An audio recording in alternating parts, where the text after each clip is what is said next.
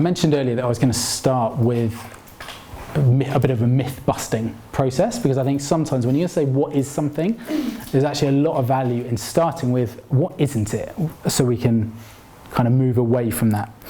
So, very common misconceptions that I come across, both from clients that I work with, but also just in general conversations. The first one is the image of a Tibetan hillside. That's what I used to have as the image. So someone in orange robes, feeling very at peace and completely enlightened with the world. Absolutely, they may well be in a state of mindfulness, potentially in a state of bliss. I don't know, it depends on where they are on their journey. So absolutely, mindfulness will play out there, but that is not where we need to go to experience mindfulness. We don't need to go on a retreat. We don't need to go somewhere where it's just nature and there's no phones and there's no workplace and there's no pressures. We will likely, not definitely, but we will likely find it much easier to practice in that environment. I personally find a walk in the woods incredibly easy to become mindful. A walk in central London when you're busy, or certainly being in the workspace in central London, much more challenging for me. But it's not, you don't have to go to that space. It's just an image and a place where you can experience it. Another misconception I come across is that it's an escape from reality. So it's almost like you disappear into your head.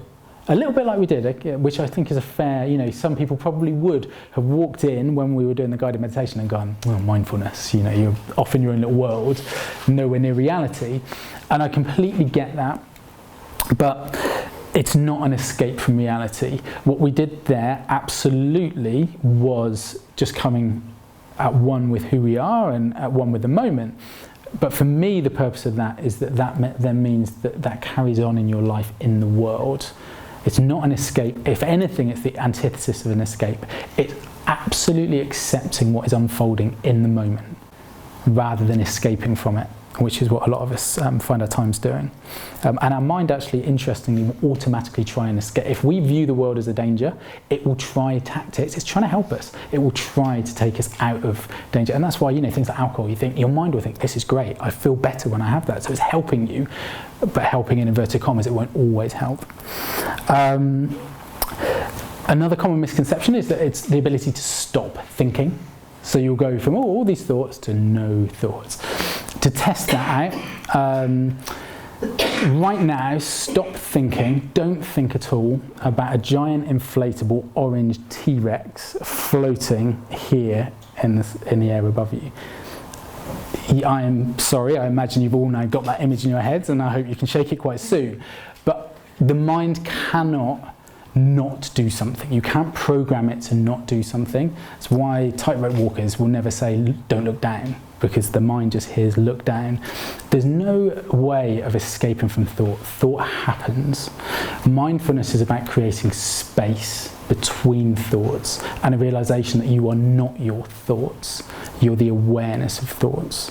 So thinking will still happen, but if you imagine, it's almost just it's happening out here now rather than here and in your stomach with the emotions that are associated with the thoughts. I mentioned this earlier. It's not, for me, mindfulness is not the start or the end of the day for 10 minutes and nothing in between. The analogy that I really like for this is if you had really blurry vision, your eyes were really struggling, and someone came to you and said, here's an amazing, perfectly bespoke pair of prescription glasses for you. You wouldn't set your alarm early for 5:30, get up, go downstairs, light some candles, put the glasses on for 10 minutes, see the world perfectly, and then blow the candles out, take the glasses off and then go to work. You would take the glasses with you. So that analogy for me is just, if you've got something that works, make it your life. Don't have it in a set space that you kind of compartmentalise.